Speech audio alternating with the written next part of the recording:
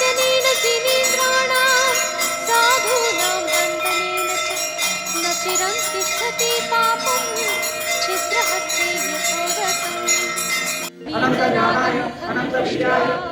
पद्मरागसमुद्रमं अनेकजन्मकृतं पापं दर्शनं जिनसूर्यस्य संसारध्वान्तनाशनं बोधनं चित्तपद्मस्य समस्तार्थप्रकाशनं दर्शनं जिनचन्द्रस्य सद्धर्मामृतवर्षणं जन्मदाहविनाशाय वर्धनं सुखवारिणे जीवादितत्त्वप्रतिदर्शकाय प्रशान्तरूपाय दिगम्बराय नमो जिनाय चिदानन्देकरूपाय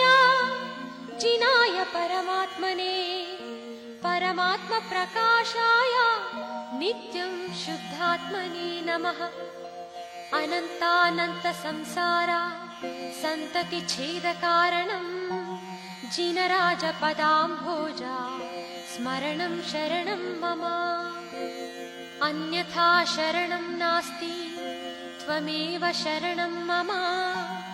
तस्मात् कारुण्यभावेन रक्ष रक्ष जिनेश्वर